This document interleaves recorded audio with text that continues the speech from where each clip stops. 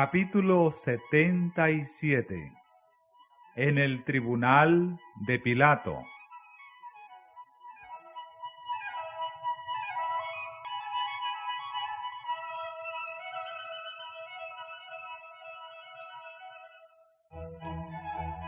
En el tribunal de Pilato, el gobernador romano, Cristo estaba atado como un preso. En derredor de él estaba la guardia de soldados, y el tribunal se llenaba rápidamente de espectadores. Afuera, cerca de la entrada, estaban los jueces del Sanedrín, los sacerdotes, los príncipes, los ancianos y la turba.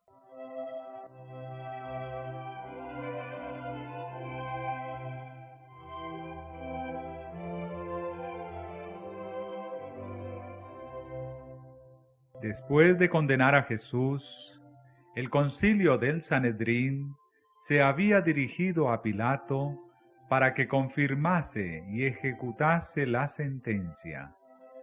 Pero estos funcionarios judíos no querían entrar en el tribunal romano. Según su ley ceremonial, ello los habría contaminado y les habría impedido tomar parte en la fiesta de la Pascua. En su ceguera, no veían que el odio homicida había contaminado sus corazones.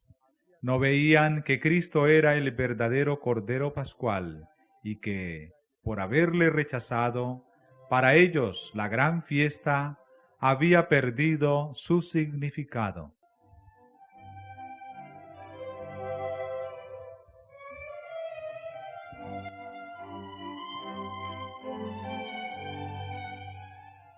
Cuando el Salvador fue llevado al tribunal, Pilato le miró con ojos nada amistosos. El gobernador romano había sido sacado con premura de su dormitorio y estaba resuelto a despachar el caso tan pronto como fuese posible. Estaba preparado para tratar al preso con rigor. Asumiendo su expresión más severa, se volvió para ver qué clase de hombre tenía que examinar, por el cual había sido arrancado al descanso en hora tan temprana. Sabía que debía tratarse de alguno a quien las autoridades judías anhelaban ver juzgado y castigado apresuradamente.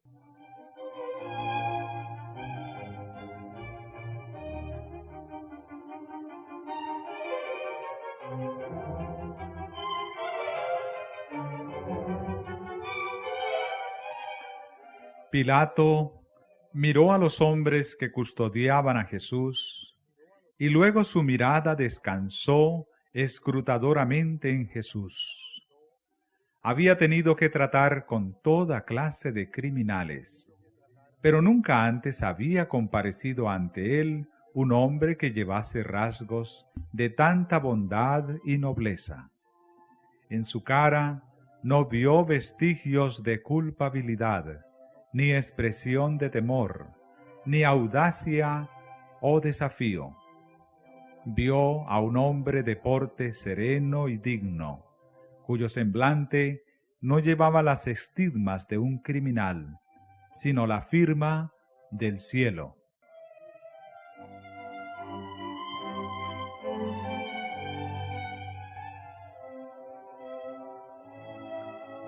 La apariencia de Jesús hizo una impresión favorable en Pilato.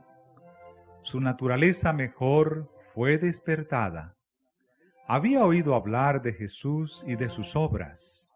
Su esposa le había contado algo de los prodigios realizados por el profeta Galileo, que sanaba a los enfermos y resucitaba a los muertos. Ahora esto revivía como un sueño en su mente. Recordaba rumores que había oído de diversas fuentes. Resolvió exigir a los judíos que presentasen sus acusaciones contra el preso.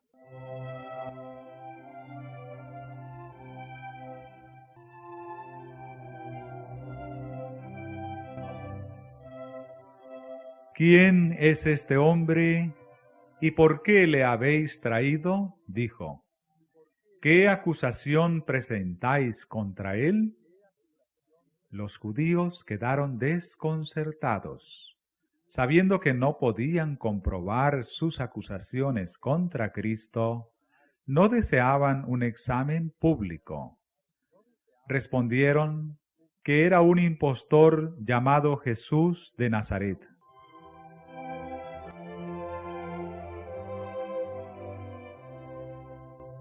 Pilato volvió a preguntar: ¿Qué acusación traéis contra este hombre? Los sacerdotes no contestaron su pregunta, sino que con palabras que demostraban su irritación, dijeron: Si éste no fuera malhechor, no te lo habríamos entregado.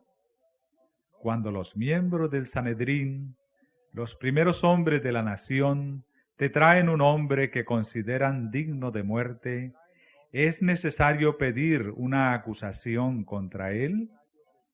Esperaban hacer sentir a Pilato su importancia y así inducirle a acceder a su petición sin muchos preliminares.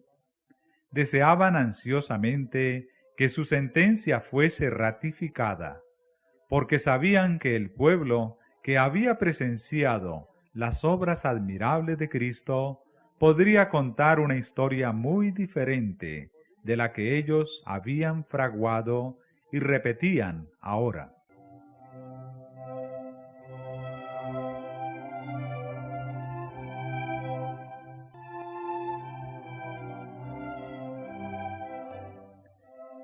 Los sacerdotes pensaban que con el débil y vacilante Pilato podrían llevar a cabo sus planes sin dificultad. En ocasiones anteriores había afirmado apresuradamente sentencias capitales, condenando a la muerte a hombres que ellos sabían que no eran dignos de ella. En su estima, la vida de un preso era de poco valor, y le era indiferente que fuese inocente o culpable. Los sacerdotes esperaban que Pilato impusiera ahora la pena de muerte a Jesús sin darle audiencia. Lo pedían como favor en ocasión de su gran fiesta nacional.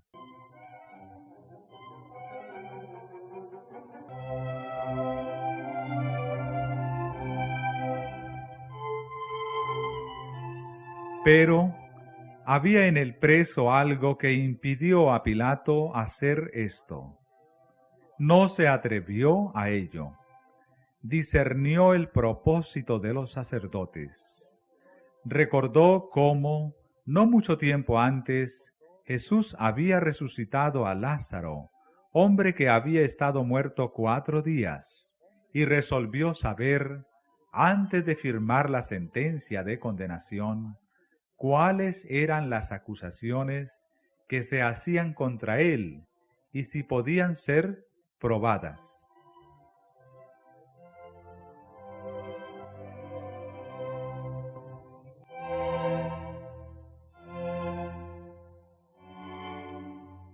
Si vuestro juicio es suficiente, dijo, ¿para qué traerme el preso? Tomadle vosotros y juzgadle según vuestra ley. Así, apremiados, los sacerdotes dijeron que ya le habían sentenciado, pero debían tener la aprobación de Pilato para hacer válida su condena. ¿Cuál es vuestra sentencia?, preguntó Pilato. La muerte, contestaron, pero no nos es lícito darla a nadie. Pidieron a Pilato que aceptase su palabra en cuanto a la culpabilidad de Cristo e hiciese cumplir su sentencia. Ellos estaban dispuestos a asumir la responsabilidad del resultado.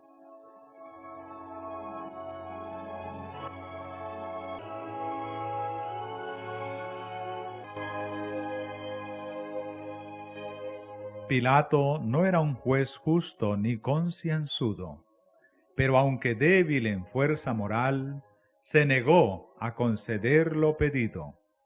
No quiso condenar a Jesús hasta que se hubiese sostenido una acusación contra él.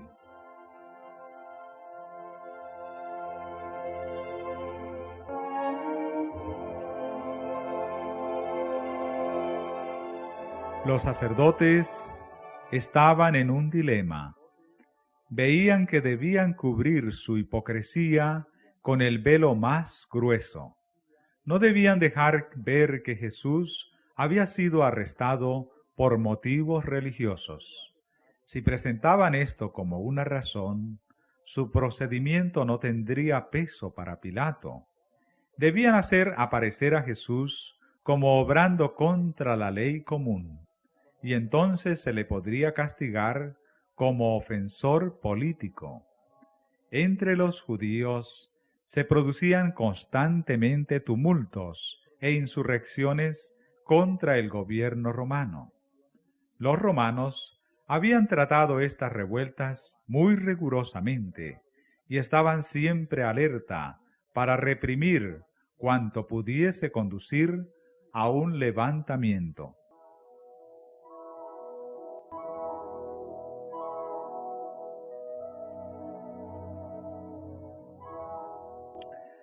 Tan solo unos días antes de esto, los fariseos habían tratado de entrampar a Cristo con la pregunta: ¿nos es lícito dar tributo a César o no? Pero Cristo había desenmascarado su hipocresía. Los romanos que estaban presentes habían visto el completo fracaso de los maquinadores, y su desconcierto al oír su respuesta: «Dad a César lo que es de César».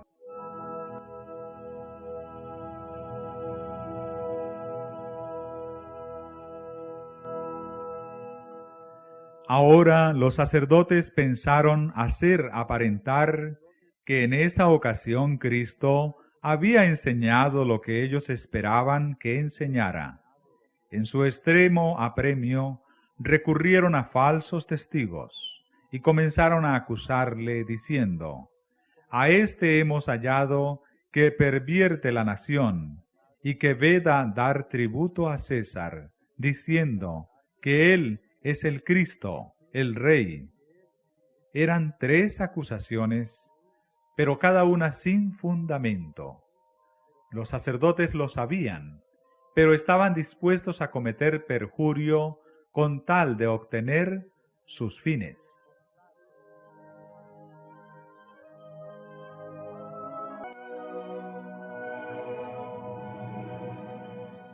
Pilato discernió su propósito.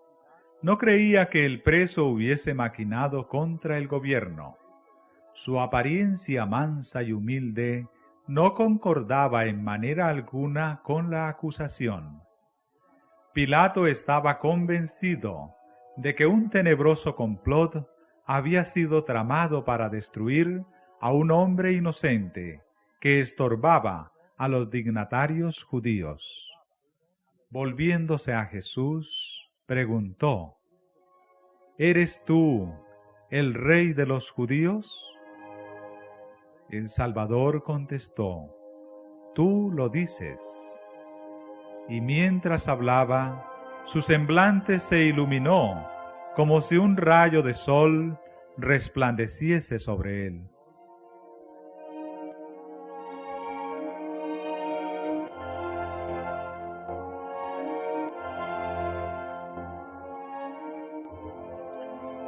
Cuando oyeron su respuesta, Caifás y los que con él estaban invitaron a Pilato a reconocer que Jesús había admitido el crimen que le atribuían.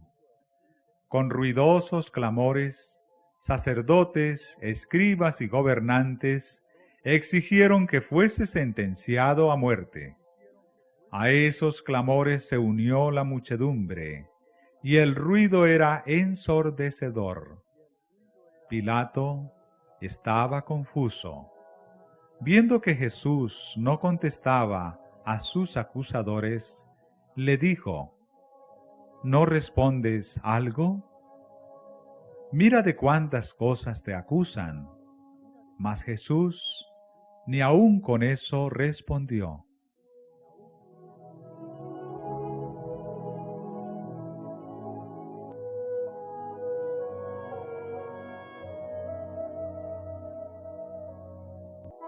De pie, detrás de Pilato, a la vista de todos los que estaban en el tribunal, Cristo oyó los insultos, pero no contestó una palabra a todas las falsas acusaciones presentadas contra él.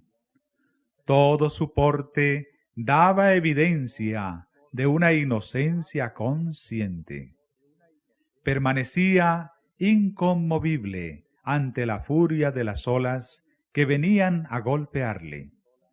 Era como si una enorme marejada de ira, elevándose siempre más alto, se volcase como las olas del bullicioso océano en derredor suyo, pero sin tocarle. Guardaba silencio, pero su silencio era elocuencia. Era como una luz que resplandeciese del hombre interior al exterior.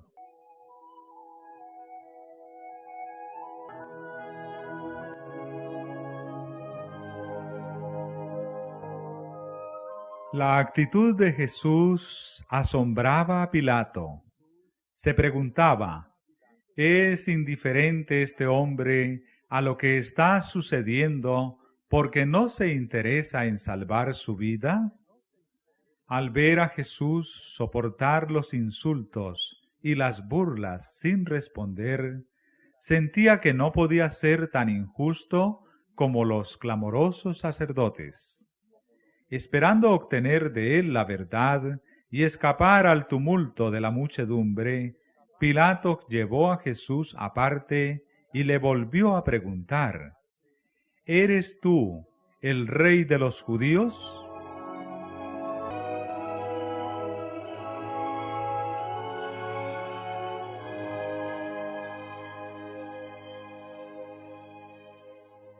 Jesús no respondió directamente a esta pregunta. Sabía que el Espíritu Santo estaba contendiendo con Pilato y le dio oportunidad de reconocer su convicción. ¿Dices tú esto de ti mismo?, preguntó, ¿o te lo han dicho otros de mí? Es decir, ¿eran las acusaciones de los sacerdotes o un deseo de recibir luz de Cristo lo que motivaba las preguntas de Pilato? Pilato comprendió lo que quería decir Cristo, pero un sentimiento de orgullo se irguió en su corazón.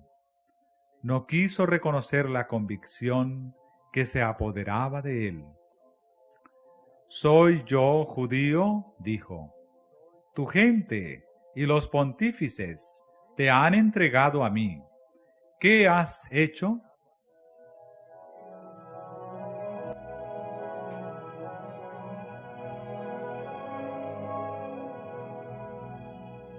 La áurea oportunidad de Pilato había pasado.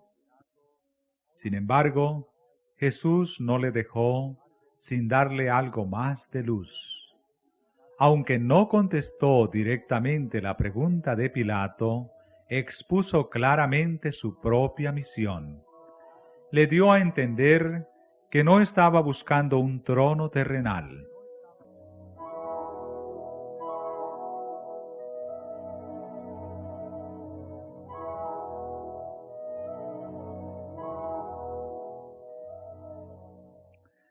Mi reino no es de este mundo, dijo: si de este mundo fuera mi reino, mis servidores pelearían para que yo no fuera entregado a los judíos.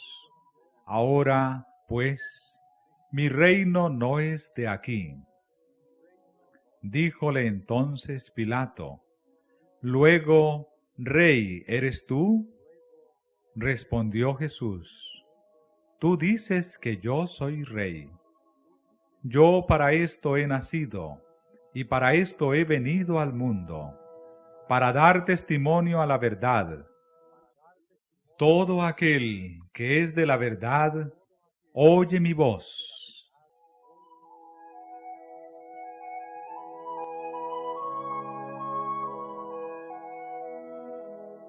Cristo afirmó que su palabra era en sí misma una llave que abriría el misterio para aquellos que estuviesen preparados para recibirlo.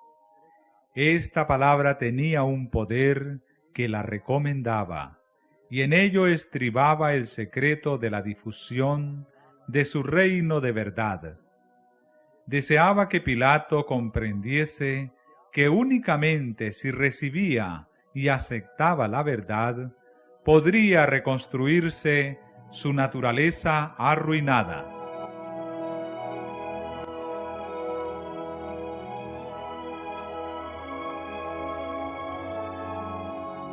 Pilato deseaba conocer la verdad. Su espíritu estaba confuso. Escuchó ávidamente las palabras del Salvador, y su corazón fue conmovido por un gran anhelo de saber lo que era realmente la verdad y cómo podía obtenerla. ¿Qué cosa es verdad?, preguntó, pero no esperó la respuesta. El tumulto del exterior le hizo recordar los intereses del momento, porque los sacerdotes estaban pidiendo con clamores una decisión inmediata. Saliendo a los judíos, declaró enfáticamente: yo no hallo en él ningún crimen.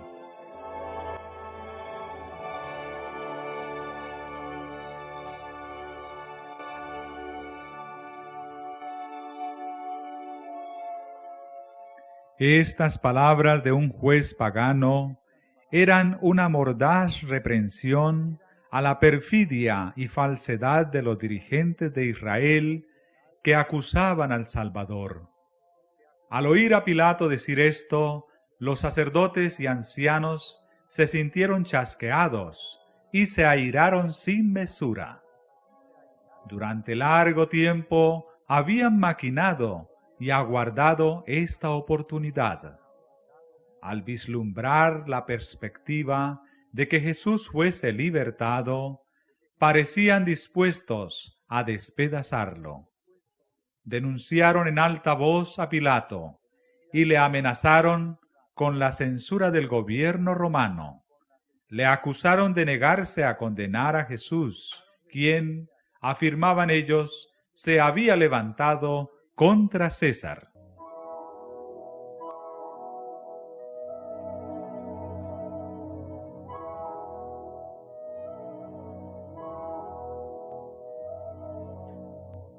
Se oyeron entonces voces airadas, las cuales declaraban que la influencia sediciosa de Jesús era bien conocida en todo el país. Los sacerdotes dijeron: alborota al pueblo, enseñando por toda Judea, comenzando desde Galilea hasta aquí.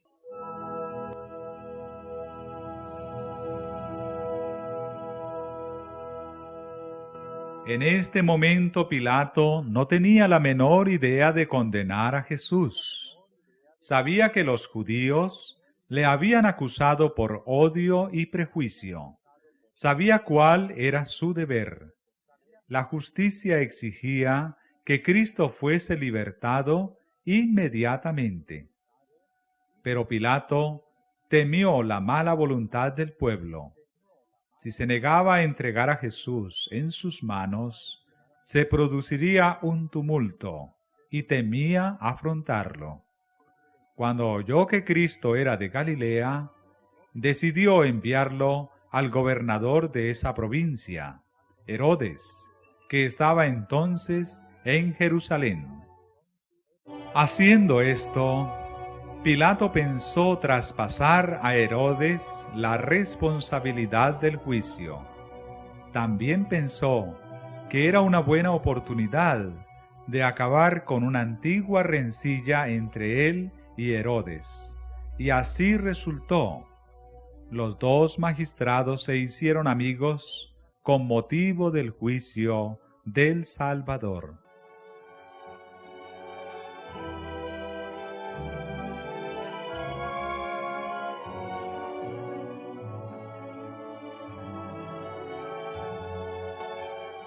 Pilato volvió a confiar a Jesús a los soldados, y entre burlas e insultos de la muchedumbre, fue llevado apresuradamente al tribunal de Herodes.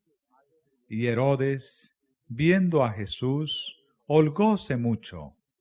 Nunca se había encontrado antes con el Salvador, pero hacía mucho que deseaba verle, porque había oído de él muchas cosas, y tenía esperanza que le vería hacer alguna señal. Este Herodes era aquel cuyas manos se habían manchado con la sangre de Juan el Bautista.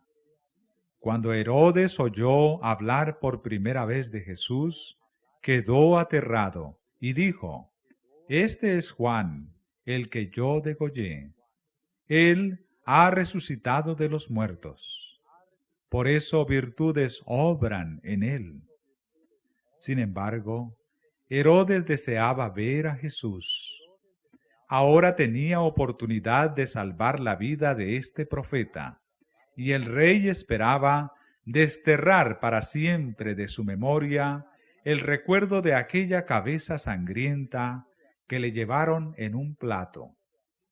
También deseaba satisfacer su curiosidad y pensaba que si ofrecía a Cristo una perspectiva de liberación, haría cualquier cosa que se le pidiese.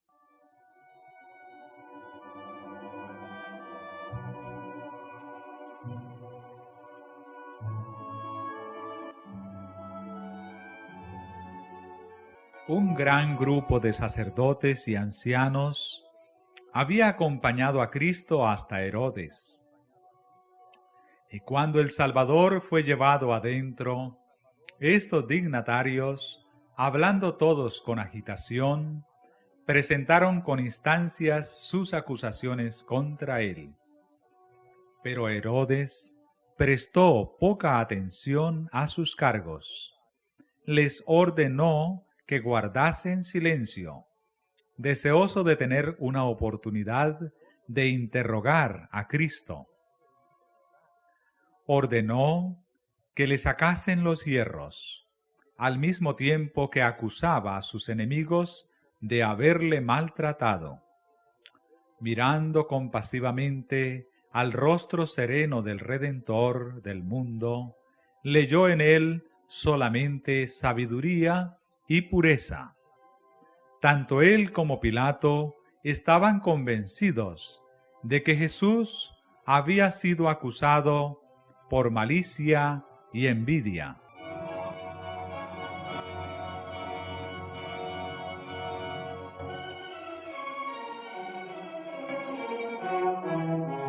Herodes interrogó a Cristo con muchas palabras, pero durante todo ese tiempo el Salvador mantuvo un profundo silencio. A la orden del rey se trajeron inválidos y mutilados, y se le ordenó a Cristo que probase sus acertos realizando un milagro. Los hombres dicen que puede sanar a los enfermos, dijo Herodes.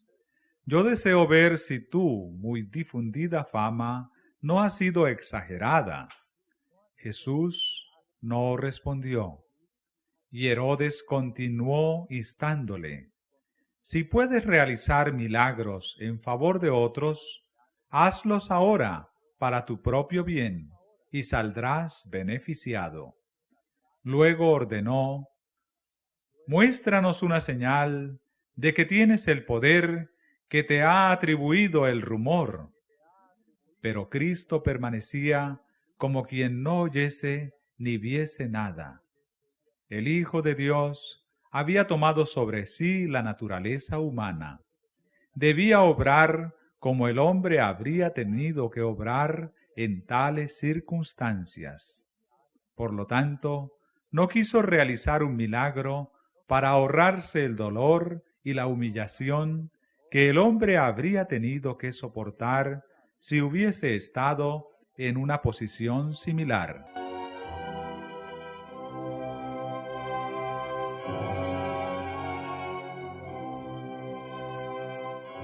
Herodes prometió a Cristo que si hacía algún milagro en su presencia, le libertaría. Los acusadores de Cristo habían visto con sus propios ojos las grandes obras realizadas por su poder. Le habían oído ordenar al sepulcro que devolviese sus muertos.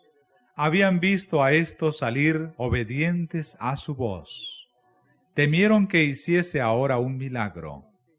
De entre todas las cosas, lo que más temían era una manifestación de su poder. Habría asestado un golpe mortal a sus planes y tal vez les habría costado la vida. Con gran ansiedad, los sacerdotes y gobernantes volvieron a insistir en sus acusaciones contra él. Alzando la voz, declararon: es traidor y blasfemo. Realiza milagros por el poder que le ha dado Belcebú, príncipe de los demonios. La sala se transformó en una escena de confusión, pues algunos gritaban una cosa y otros otra.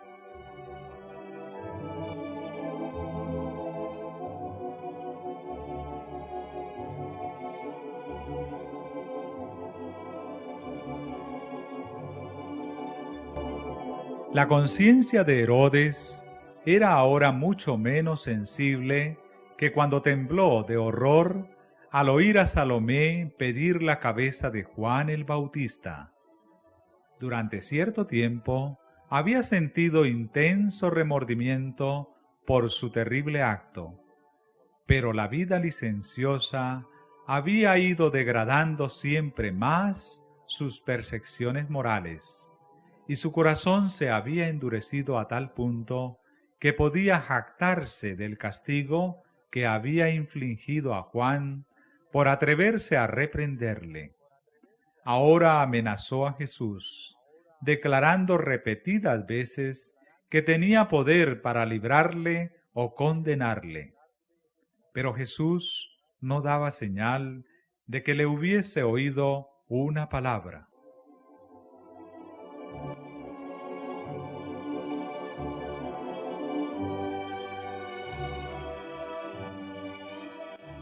Herodes se irritó por este silencio. Parecía indicar completa indiferencia a su autoridad. Para el rey vano y pomposo, la reprensión abierta habría sido menos ofensiva que el no tenerlo en cuenta.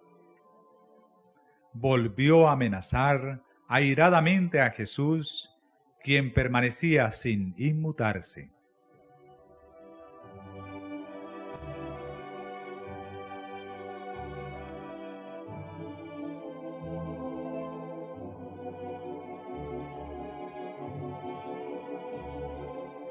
La misión de Cristo en este mundo no era satisfacer la curiosidad ociosa. Había venido para sanar a los quebrantados de corazón. Si pronunciando alguna palabra hubiese podido sanar las heridas de las almas enfermas de pecado, no habría guardado silencio. Pero nada tenía que decir a aquellos que no querían sino pisotear la verdad bajo sus profanos pies.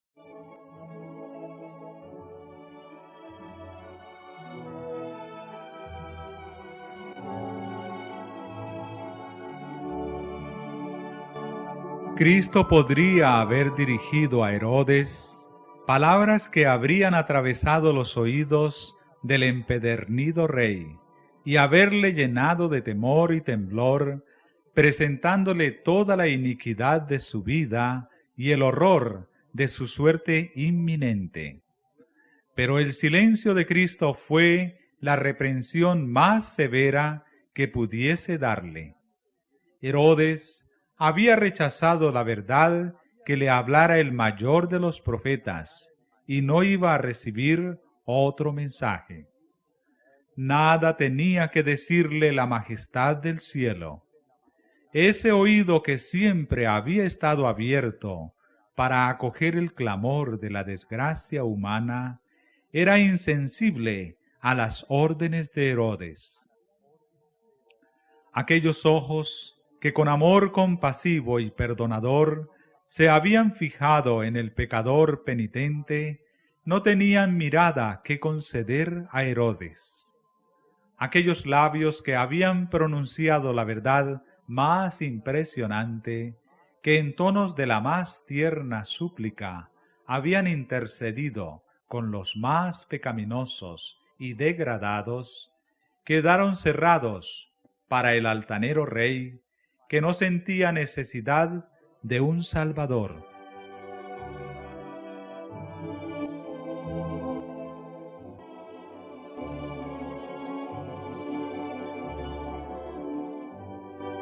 La pasión ensombreció el rostro de Herodes.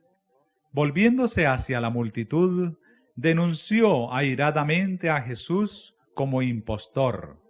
Entonces dijo a Cristo: si no quieres dar prueba de tu acerto, te entregaré a los soldados y al pueblo. Tal vez ellos logren hacerte hablar. Si eres un impostor, la muerte en sus manos es lo único que mereces. Si eres el Hijo de Dios, sálvate haciendo un milagro.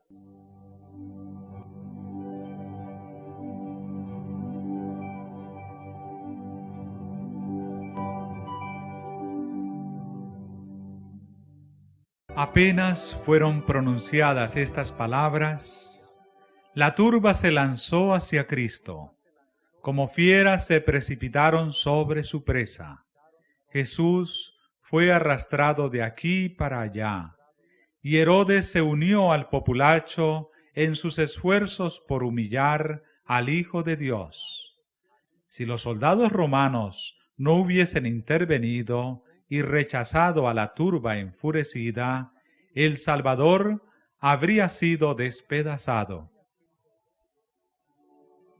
Mas Herodes con su corte le menospreció y escarneció, vistiéndole de una ropa rica.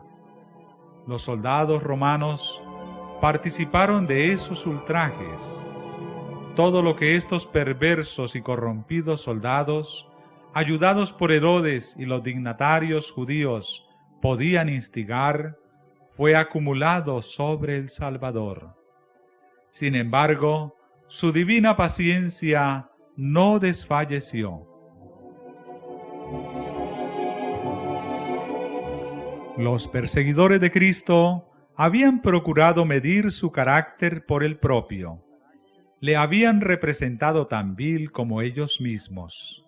Pero detrás de todas las apariencias del momento, se insinuó otra escena, una escena que ellos contemplarán un día en toda su gloria. Hubo algunos que temblaron en presencia de Cristo, mientras la ruda muchedumbre se inclinaba irrisoriamente delante de él. Algunos de los que se adelantaban con este propósito retrocedieron mudos de temor. Herodes se sintió convencido. Los últimos rayos de la luz misericordiosa resplandecían sobre su corazón endurecido por el pecado. Comprendió que éste no era un hombre común, porque la divinidad había fulgurado a través de la humanidad. En el mismo momento en que Cristo estaba rodeado de burladores, adúlteros y homicidas, Herodes sintió que estaba contemplando a un Dios sobre su trono.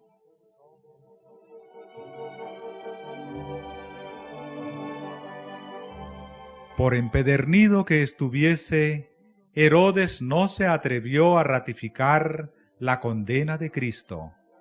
Quiso descargarse de la terrible responsabilidad y mandó a Jesús de vuelta al tribunal romano.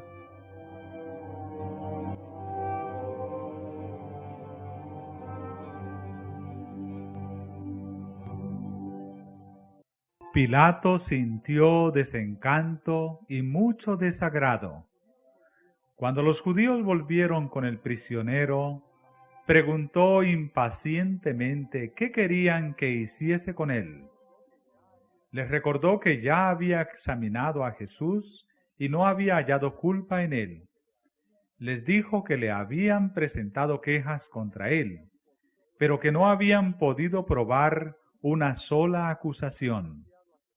Había enviado a Jesús a Herodes, tetrarca de Galilea y miembro de su nación judía, pero él tampoco había hallado en él cosa digna de muerte. Le soltaré, pues, castigado, dijo Pilato.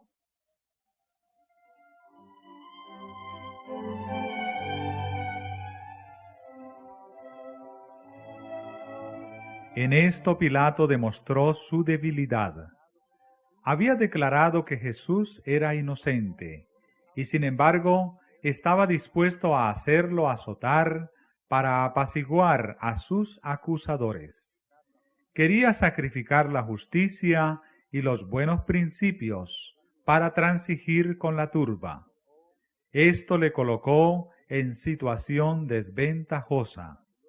La turba se valió de su indecisión y clamó tanto más por la vida del preso. Si desde el principio Pilato se hubiese mantenido firme, negándose a condenar a un hombre que consideraba inocente, habría roto la cadena fatal que iba a retenerle toda su vida en el remordimiento y la culpabilidad. Si hubiese obedecido a sus convicciones de lo recto, los judíos no habrían intentado imponerle su voluntad. Se habría dado muerte a Cristo, pero la culpabilidad no habría recaído sobre Pilato. Mas Pilato había violado poco a poco su conciencia. Había buscado pretexto para no juzgar con justicia y equidad, y ahora se hallaba casi impotente en las manos de los sacerdotes y príncipes. Su vacilación e indecisión provocaron su ruina.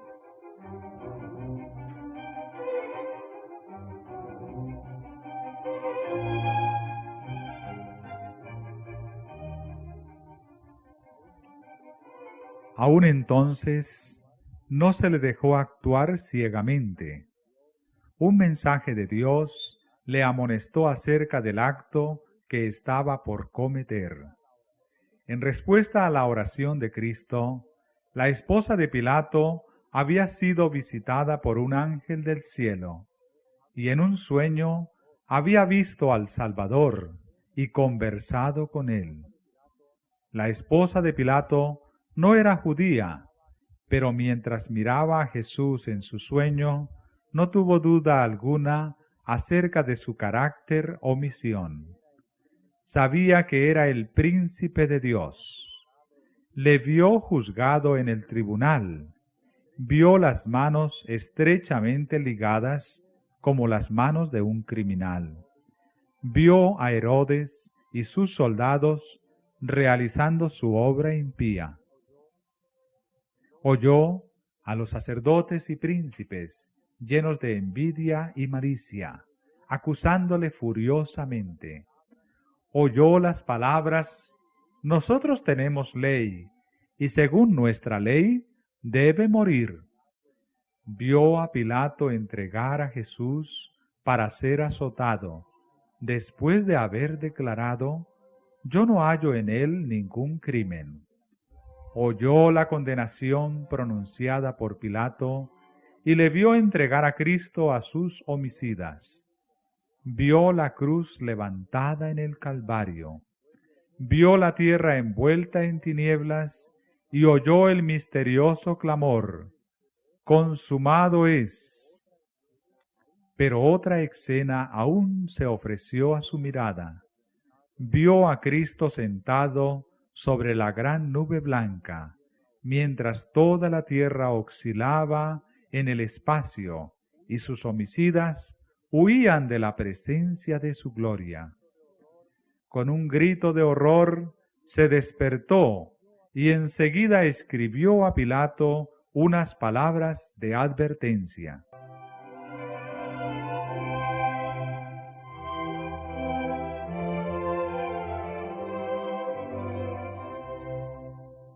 Mientras Pilato vacilaba en cuanto a lo que debía hacer, un mensajero se abrió paso a través de la muchedumbre y le entregó la carta de su esposa que decía: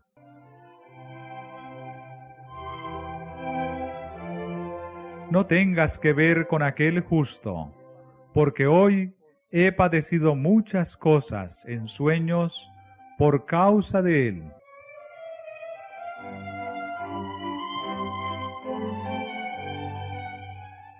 El rostro de Pilato palideció.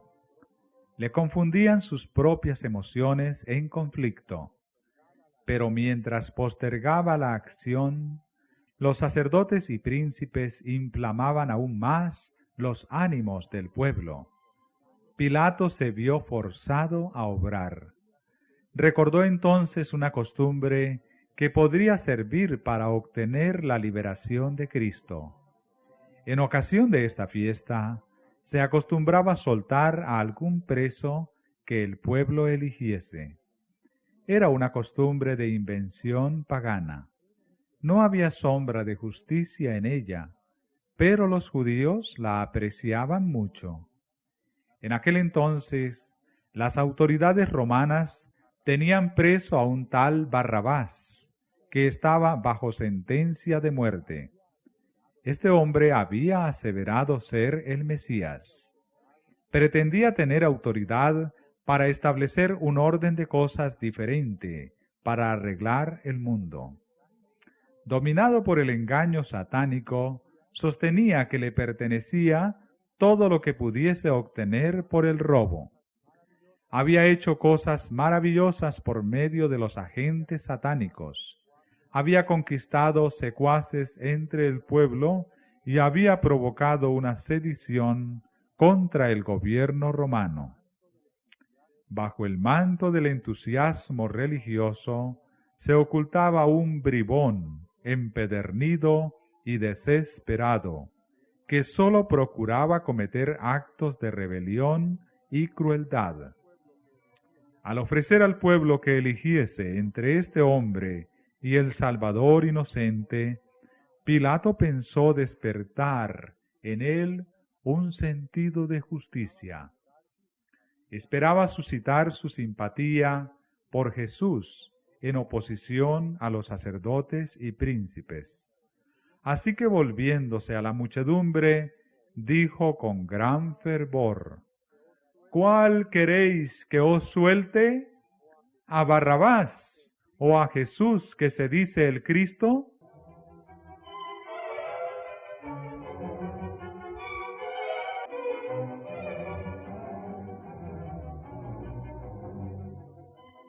Como el rugido de las fieras, vino la respuesta de la turba: «Suéltanos a Barrabás».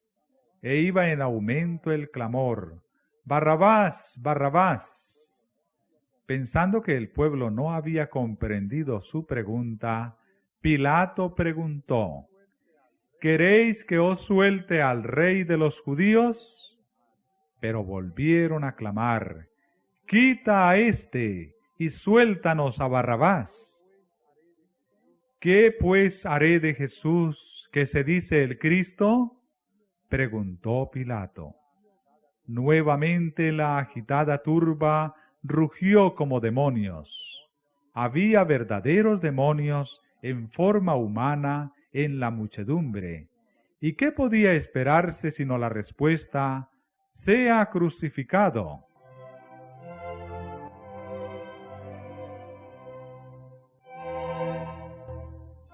Pilato estaba turbado. No había pensado obtener tal resultado.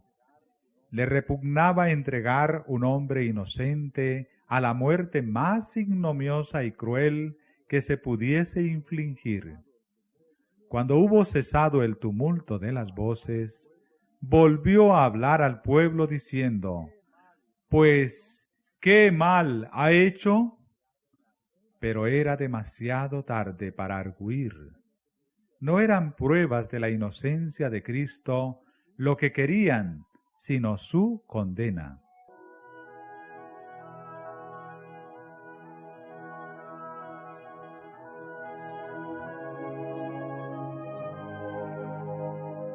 Pilato se esforzó todavía por salvarlo. Les dijo la tercera vez: «¿Pues qué mal ha hecho éste? Ninguna culpa de muerte he hallado en él. Le castigaré, pues, y le soltaré». Pero la sola mención de su liberación decuplicaba el frenesí del pueblo. «¡Crucifícale! ¡Crucifícale!», clamaban. La tempestad que la indecisión de Pilato había provocado rugía cada vez más.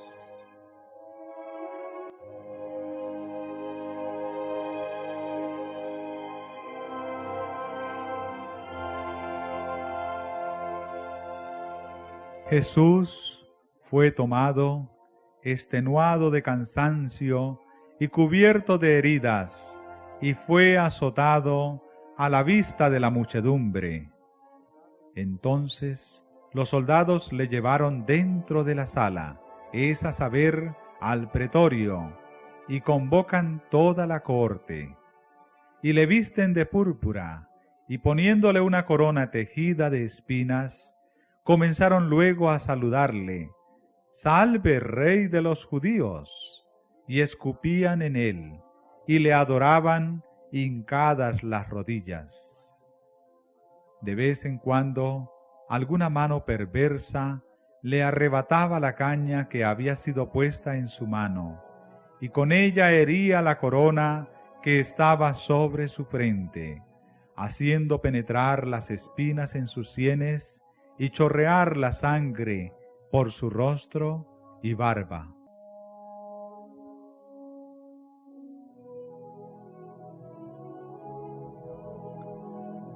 Admiraos, oh cielos, y asómbrate, oh tierra. Contemplad al opresor y al oprimido. Una multitud enfurecida rodea al Salvador del mundo. Las burlas y los escarnios se mezclan con los groseros juramentos de blasfemia. La muchedumbre inexorable comenta su humilde nacimiento y vida. Pone en ridículo su pretensión de ser hijo de Dios, y la broma obscena y el escarnio insultante pasan de labio a labio.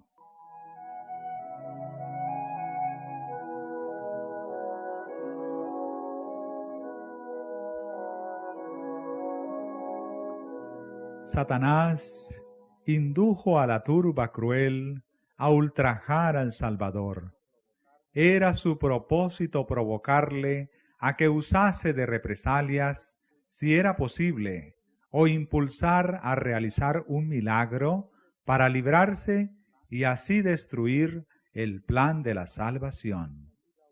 Una mancha sobre su vida humana, un desfallecimiento de su humanidad para soportar la prueba terrible, y el Cordero de Dios habría sido una ofrenda imperfecta, y la redención del hombre habría fracasado. Pero aquel que con una orden podría haber hecho acudir en su auxilio a la hueste celestial, el que por la manifestación de su majestad divina podría haber ahuyentado de su vista e infundido terror a esa muchedumbre, se sometió con perfecta calma a los más groseros insultos y ultrajes.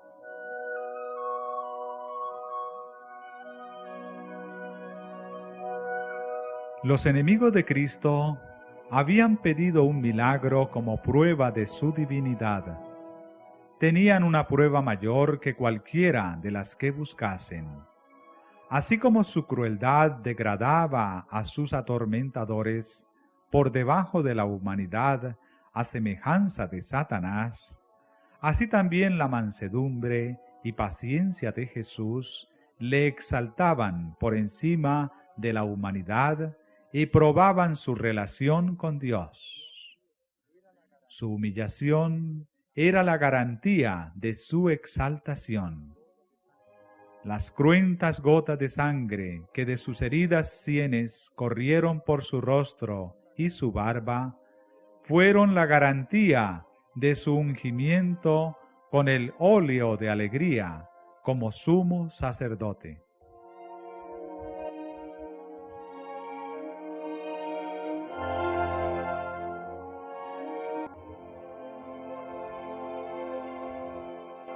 La ira de Satanás fue grande al ver que todos los insultos infligidos al Salvador no podían arrancar de sus labios la menor murmuración. Aunque se había revestido de la naturaleza humana, estaba sostenido por una fortaleza semejante a la de Dios y no se apartó un ápice de la voluntad de su Padre.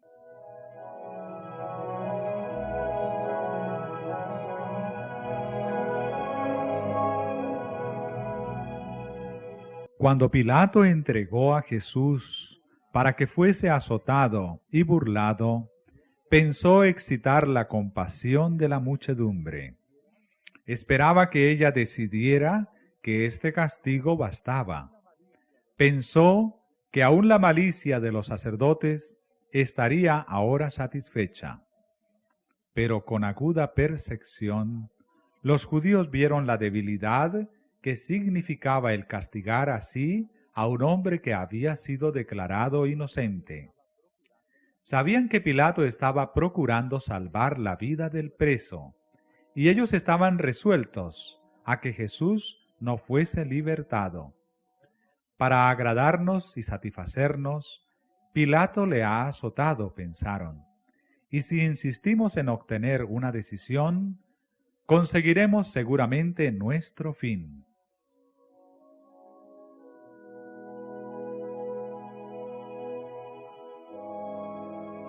Pilato mandó entonces que se trajese a Barrabás al tribunal. Presentó luego los dos presos, uno al lado del otro, y señalando al Salvador, dijo con voz de solemne súplica: «He aquí el hombre, os le traigo fuera, para que entendáis que ningún crimen hallo en él».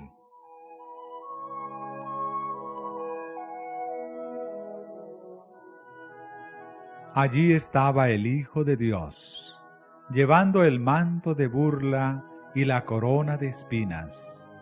Desnudo hasta la cintura, su espalda revelaba los largos y crueles azotes, de los cuales la sangre fluía copiosamente.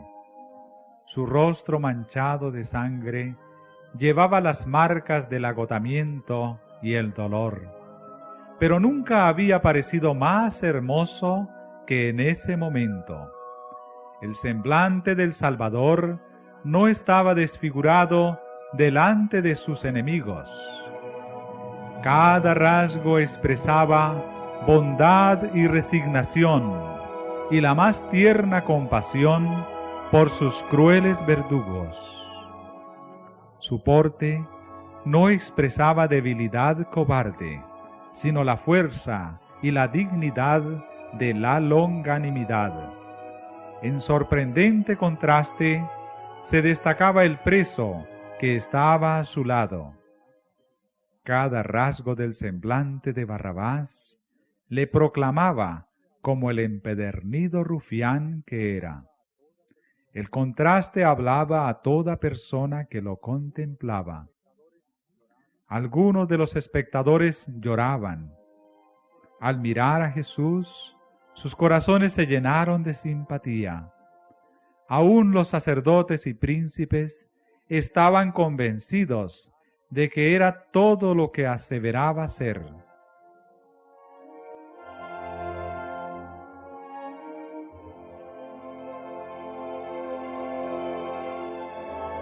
Los soldados romanos que rodeaban a Cristo no eran todos endurecidos.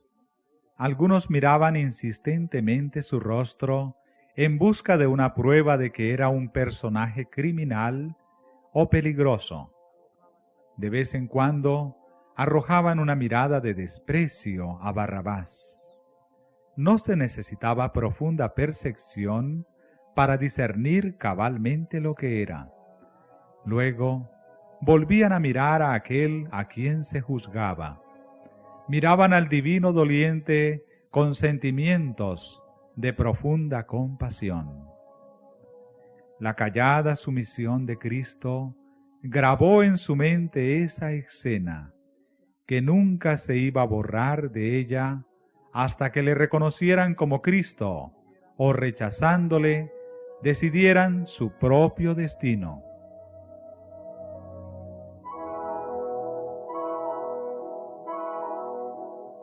La paciencia del Salvador, que no exhalaba una queja, llenó a Pilato de asombro. No dudaba de que la vista de este hombre, en contraste con Barrabás, habría de mover a simpatía a los judíos, pero no comprendía el odio fanático que sentían los sacerdotes hacia aquel que, como luz del mundo, había hecho manifiestas sus tinieblas y error.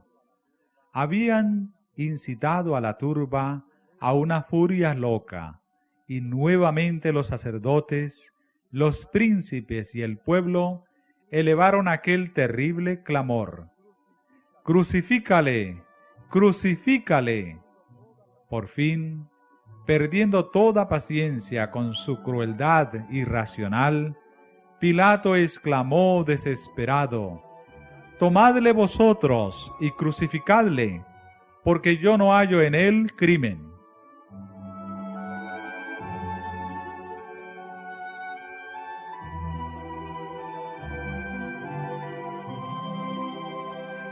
El gobernador romano, aunque familiarizado con escenas de crueldad, se sentía movido de simpatía hacia el preso doliente que, condenado y azotado, con la frente ensangrentada y la espalda lacerada, seguía teniendo el porte de un rey sobre su trono.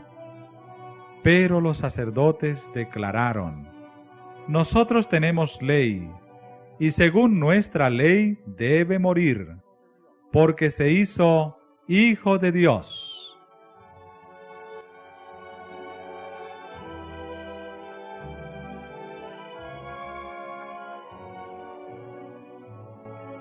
Pilato se sorprendió. No tenía idea correcta de Cristo y de su misión, pero tenía una fe vaga en Dios y en los seres superiores a la humanidad. El pensamiento de que una vez antes cruzara por su mente cobró ahora una forma más definida. Se preguntó si no sería un ser divino el que estaba delante de él, cubierto con el burlesco manto purpúreo y coronado de espinas.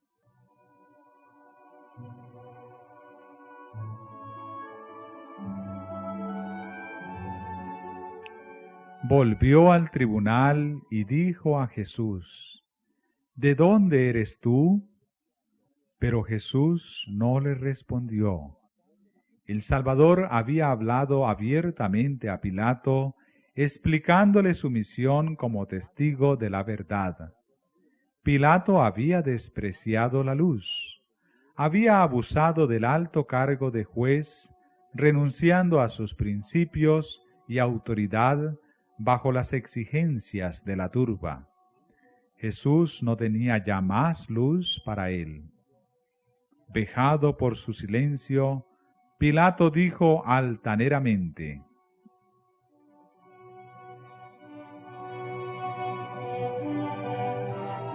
¿A mí no me hablas? ¿No sabes que tengo potestad para crucificarte y que tengo potestad para soltarte?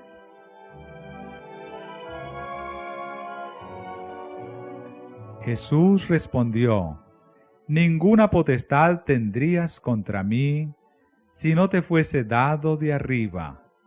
Por tanto, el que a ti me ha entregado, mayor pecado tiene.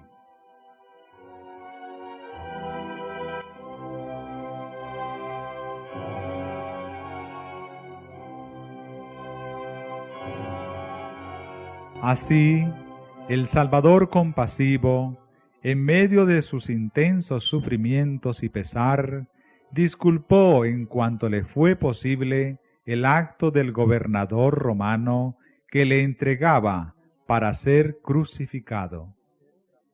Qué escena digna de ser transmitida al mundo para todos los tiempos. Cuánta luz derrama sobre el carácter de aquel que es el juez de toda la tierra.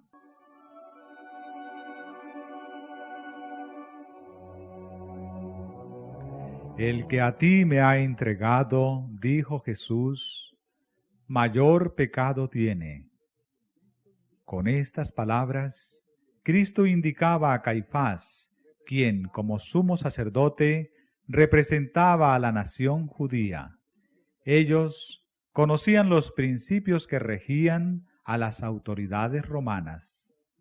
Habían tenido luz en las profecías que testificaban de Cristo y en sus propias enseñanzas y milagros.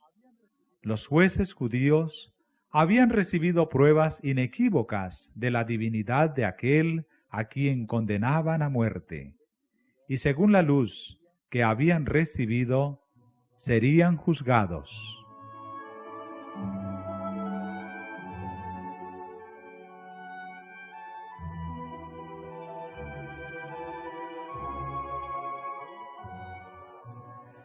La mayor culpabilidad y la responsabilidad más pesada incumbía a aquellos que estaban en los lugares más encumbrados de la nación, los depositarios de aquellos sagrados cometidos vilmente traicionados. Pilato, Herodes y los soldados romanos eran comparativamente ignorantes acerca de Jesús. Insultándole, trataban de agradar a los sacerdotes y príncipes. No tenían la luz que la nación judía había recibido en tanta abundancia. Si la luz hubiese sido dada a los soldados, no habrían tratado a Cristo tan cruelmente como lo hicieron.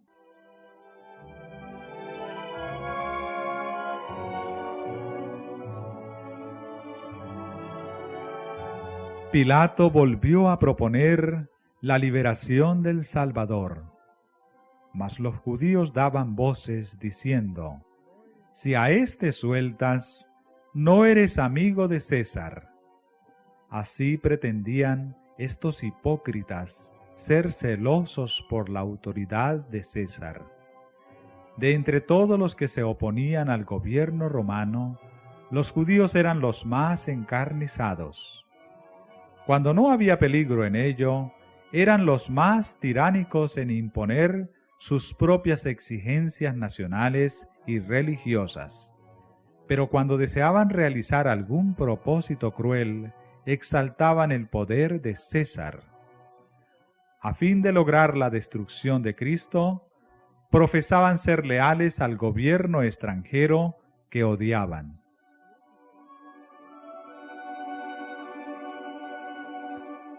Cualquiera que se hace rey, continuaron, a César contradice.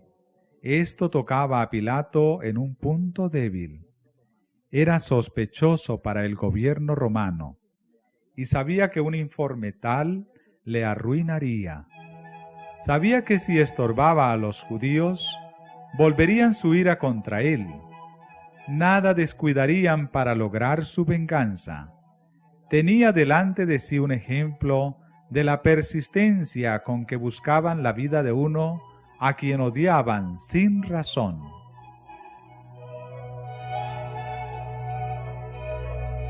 Pilato tomó entonces su lugar en el sitial del tribunal y volvió a presentar a Jesús al pueblo diciendo: «He aquí vuestro rey».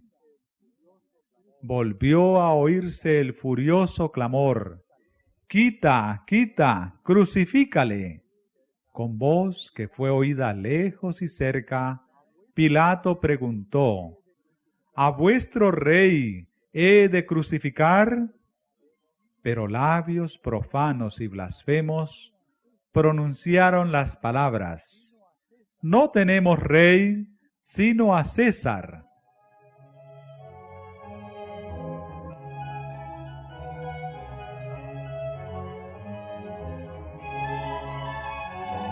Al escoger así a un gobernante pagano, la nación judía se retiraba de la teocracia, rechazaba a Dios como su rey. De ahí en adelante no tendría libertador, no tendría otro rey sino a César. A esto habían conducido al pueblo los sacerdotes y maestros. Eran responsables de esto y de los más temibles resultados que siguieron. El pecado de una nación y su ruina se debieron a sus dirigentes religiosos.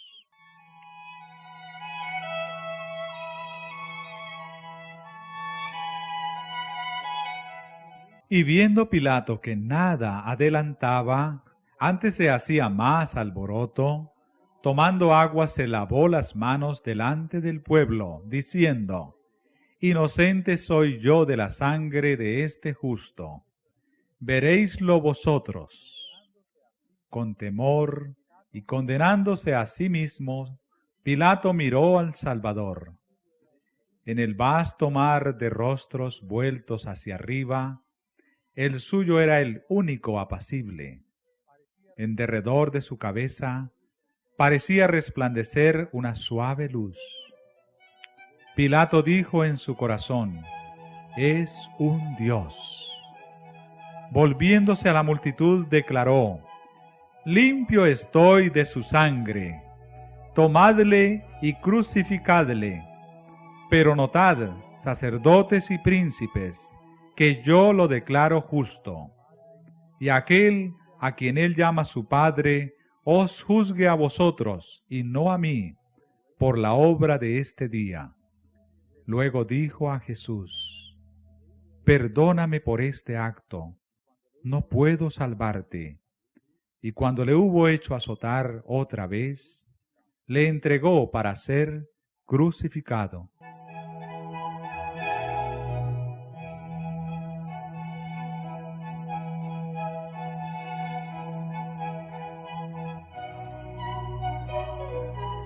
Pilato anhelaba librar a Jesús, pero vio que no podría hacerlo y conservar su puesto y sus honores. Antes que perder su poder mundanal, prefirió sacrificar una vida inocente. ¿Cuántos, para escapar a la pérdida o al sufrimiento, sacrifican igualmente los buenos principios? La conciencia y el deber señalan un camino, y el interés propio señala otro. La corriente arrastra fuertemente en la mala dirección, y el que transige con el mal es precipitado a las densas tinieblas de la culpabilidad.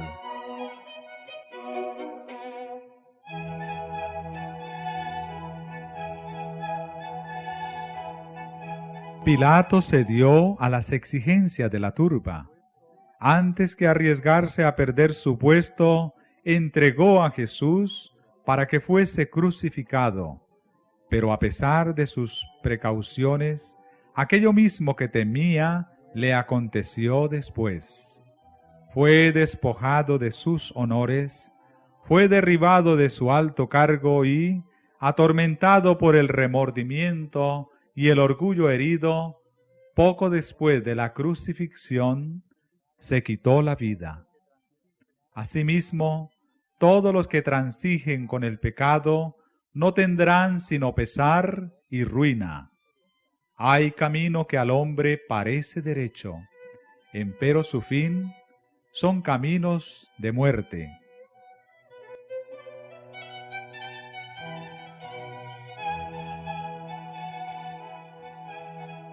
Cuando Pilato se declaró inocente de la sangre de Cristo, Caifás contestó desafiante: «Su sangre sea sobre nosotros y sobre nuestros hijos».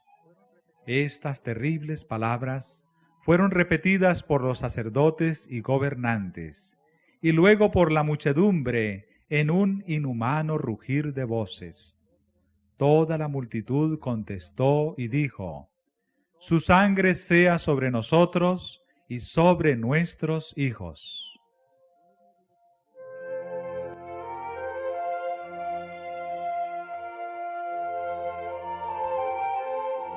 El pueblo de Israel había hecho su elección. Señalando a Jesús, habían dicho: «Quita a éste y suéltanos a Barrabás». Barrabás, el ladrón y homicida, era representante de Satanás. Cristo era el representante de Dios. Cristo había sido rechazado. Barrabás había sido elegido. Iban a tener a Barrabás.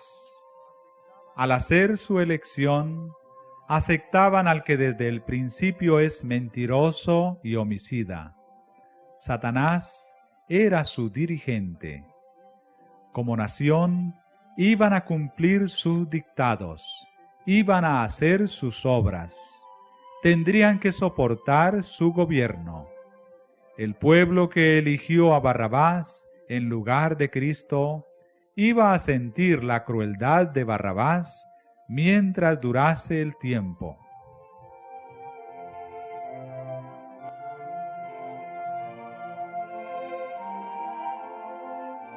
Mirando al herido Cordero de Dios, los judíos habían clamado: «Su sangre sea sobre nosotros y sobre nuestros hijos». Este espantoso clamor ascendió al trono de Dios. Esa sentencia que pronunciaron sobre sí mismos fue escrita en el cielo. Esa oración fue oída. La sangre del Hijo de Dios fue como una maldición perpetua sobre sus hijos y los hijos de sus hijos.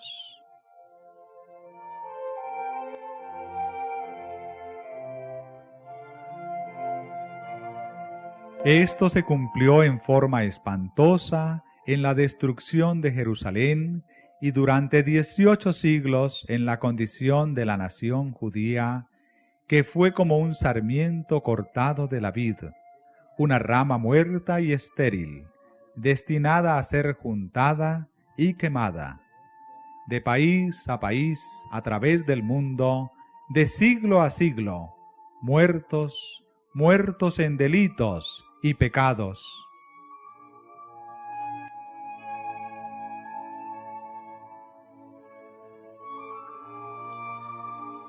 Terriblemente se habrá de cumplir esta oración en el gran día del juicio. Cuando Cristo vuelva a la tierra, los hombres no le verán como preso rodeado por una turba. Le verán como Rey del cielo. Cristo volverá en su gloria, en la gloria de su Padre y en la gloria de los santos ángeles. Miriadas y miriadas y miles de ángeles, hermosos y triunfantes hijos de Dios, que poseen una belleza y gloria superiores a todo lo que conocemos, le escoltarán en su regreso. Entonces se sentará sobre el trono de su gloria, y delante de él se congregarán todas las naciones. Entonces todo ojo le verá, y también los que le traspasaron. En lugar de una corona de espinas, llevará una corona de gloria, una corona dentro de otra corona. En lugar de aquel viejo manto de grana, llevará un vestido del blanco más puro, tanto que ningún lavador en la tierra los pudiese hacer tan blancos. Y en su vestidura y en su muslo estará escrito un nombre: Rey de Reyes y Señor de Señores. Los que le escarnecieron e hirieron estarán allí. Los sacerdotes y príncipes contemplarán de nuevo la escena del pretorio. Cada circunstancia se les presentará como escrita en letras de fuego. Entonces los que pidieron, su sangre sea sobre nosotros y sobre nuestros hijos, recibirán la respuesta a su oración. Entonces el mundo entero conocerá y entenderá. Los pobres, débiles y finitos seres humanos comprenderán contra quién y contra qué estuvieron guerreando. Con terrible agonía y horror, clamarán a las montañas y a las rocas: caed sobre nosotros y escondednos de la cara de aquel que está sentado sobre el trono y de la ira del Cordero, porque el gran día de su ira es venido, ¿y quién podrá estar firme?